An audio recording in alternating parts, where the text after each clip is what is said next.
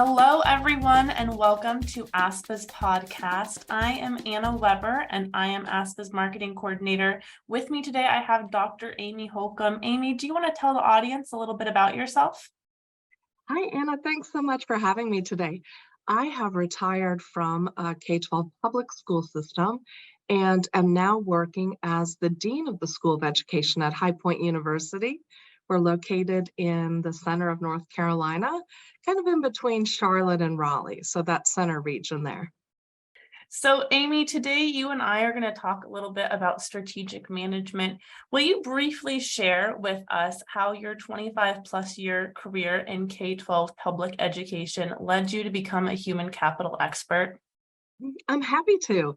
Much like many people in education, I took a very traditional route. I started as a teacher and served as a principal and moved into central office. And while I was in central office, I was in a variety of roles. I was director of curriculum. I was over federal programs and magnet schools, organizational development. But eventually, I ended up in human resources when the superintendent needed someone brave who wanted to take on leadership of a comprehensive differentiated compensation initiative. And that was the most fun I ever had in a role because it brought all of my other skill sets together. So we had elements of recruiting and onboarding and professional development in there. We had coaching and retention strategies. So the data collection that I did in that role and the reporting requirements, all the metrics necessary to do that role well, is what really led me to visualizing the impact of the work of HR upon student outcomes. And that's when it became undeniable to me that, no matter how much we do as a teacher and as a principal, and no matter what curriculum program we put in place, it's really strategic human capital that's essential to school improvement. And that is what led me to falling in love with human capital and being a huge advocate for human resources teams across the world. Absolutely. So building off of that, here at ASPA, we talk a lot with our members about the significance of student achievement and driving the work and purpose of HR, what the team should be doing, what policies they create, their procedures. So can you talk a little bit more about the relationship between having a strategic talent strategy and its benefits for student achievement? In my research, I identified that nationally, the average spend on personnel by districts is 85% of the entire budget for a district. That's huge.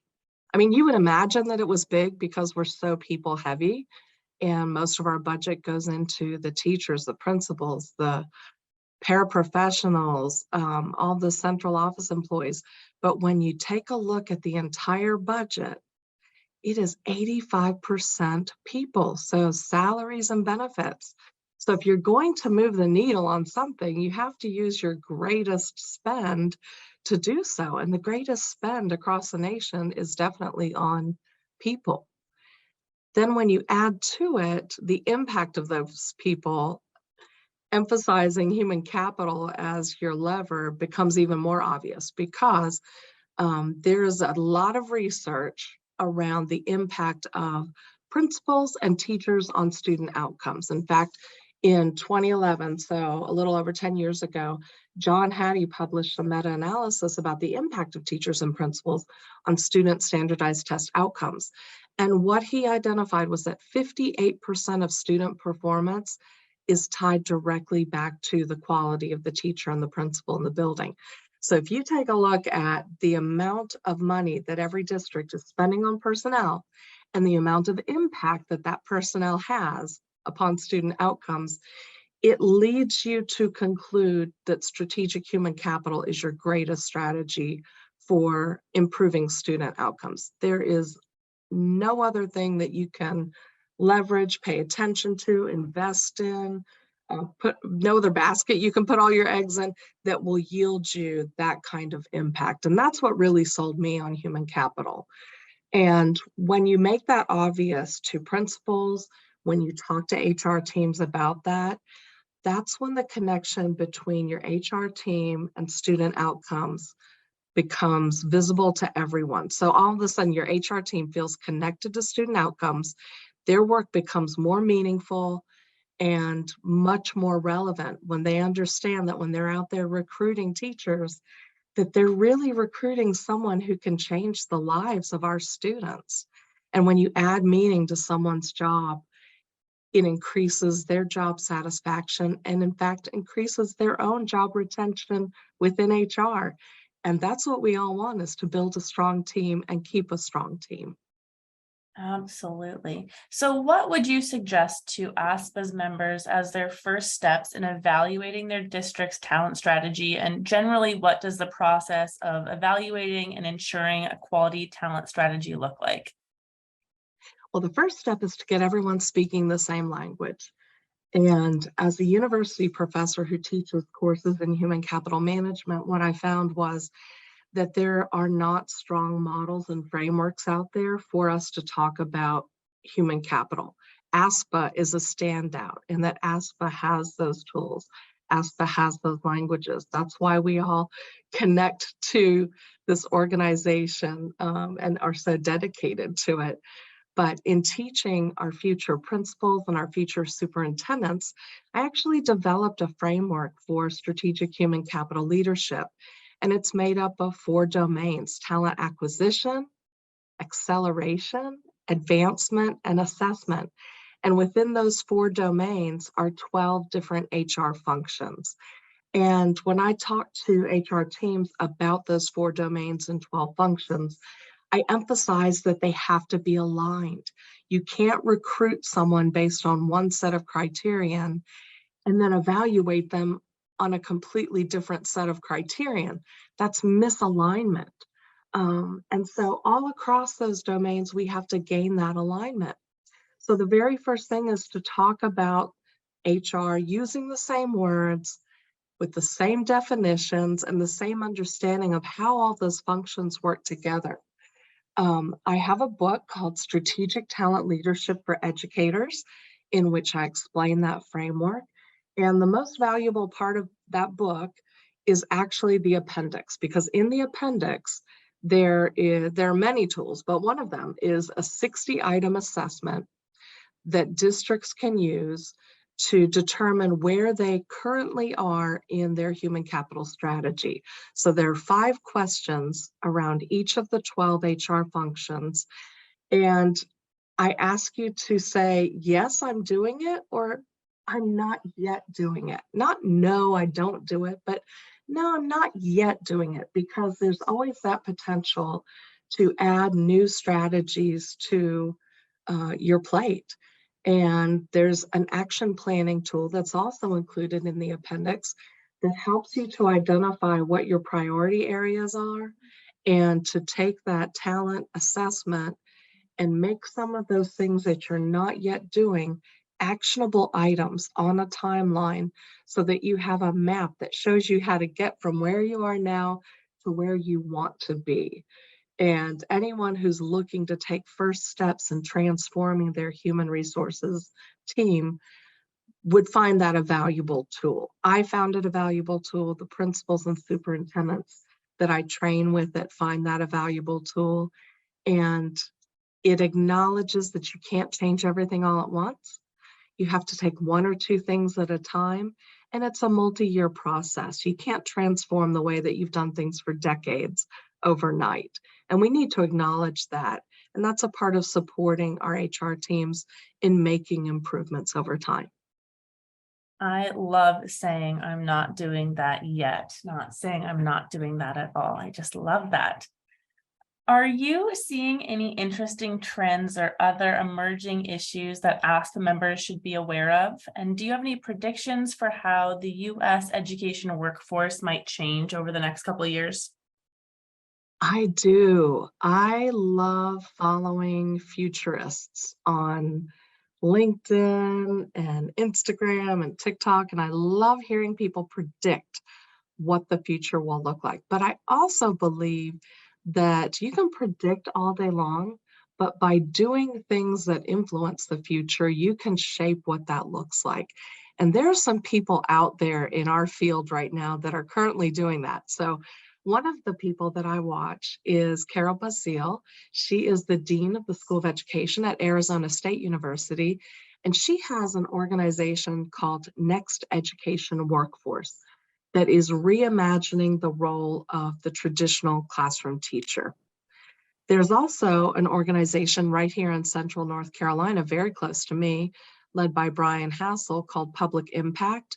And they have a model called Opportunity Culture, which is also reimagining the role of the educator and what that looks like. Across the nation, you're seeing people starting to use the terminology advanced teaching roles. So we're starting to differentiate between a traditional teacher and a teacher of teachers who may take on a hybrid role of coach or administrator while still keeping one foot in the classroom. The bottom line is that across the nation, what we're seeing is that the current model of a teacher is not sustainable. And so people are starting to tweak it and transform it and say, you know what? You don't have to spend the next 30 years of your life in a box with 30 kids. We can break down those walls. We can blend classrooms. We can put two teachers in a classroom together. We can assign different duties to different teachers based upon their specialization and their talents. And we can still serve schools and we can still serve students. And probably serve them even better if we flex those roles more. So that's the biggest trend that we're seeing right now. I think that tiered licensure systems will help to help us budget for those different types of teacher roles, because they will help us to better define the impact of paraprofessionals, student teachers, beginning teachers, master teachers, by tiering licensure levels, differentiating compensation, and helping to reform our compensation systems and our work roles so that we're better aligned to serve our students. The other trend that I'm seeing is one that was gaining popularity in the late 80s, early 90s, and that is competency-based learning or mastery learning. And as we're moving,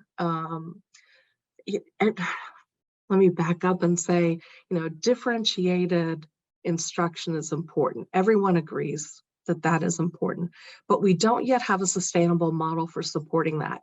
We don't have a way that one teacher can individualize the learning experience for 30 students in a classroom. And if you're a middle or secondary teacher, doing that times 4 or 5 times a day up to 150, 175 students. We don't have a way that we can do that. But what we're starting to see is this pendulum swinging back towards competency-based learning, mastery learning, and that learning parsed out into modules that recognize that teachers are no longer the purveyors of knowledge. I can get on the internet, I can get on TikTok, I can get on Instagram, Snapchat, I can get my information in other ways. I don't need my teacher anymore, and I definitely don't need my textbook. Now, whether or not the information that I access is accurate, it's another story. But I, as a student, can get the information that I need on my phone. I don't need my teacher and textbook anymore. And so the role of the teacher is shifting from being a purveyor of knowledge to a designer of learning experiences. And because of releasing teachers from that role of being a purveyor of knowledge, they're going to have more time to individualize learning experiences for students. And if we break learning down into mastery-based or competency-based modules, that gives the teacher the ability to pull individual combinations of learning experiences for each of their students and monitor that and support that. And to me, that's really exciting, because to me, that means that I, as a teacher, am able to meet the needs of every single student in my classroom. I have the time resources to do it. I have the curriculum resources to do it. And I can teach my students how to learn versus teaching them the information that's now broadly accessible to us all. So those are the two big trends that I see coming up around the corner. And I'm going to be excited to see, 5 to 10 years from now, how spot on I am about those. But all the signs are pointing towards those two directions. That is so interesting.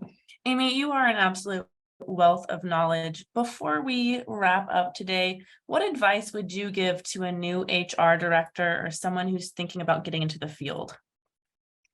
I would have them reach out to their colleagues. That's the number one thing. Find yourself a mentor, find yourself an advocate who has been doing this work. Take a look at different models of HR leadership and organization. There's not one right way to do it. And every organization has different needs, different resources, different funding models, and you need to find the one that works for you. But I would always recommend that they make sure that everyone that's on their HR team understands the impact that they have on student outcomes so that they know that the job that they do is so very valuable. I would recommend holding HR meetings in schools so that your team meets in a building where they watch children and teachers walking around and interacting together so that they can connect their transactional work to the teaching and learning that's happening in the schools and realize that HR is not just transactional, it's transformational and that they're a part of that.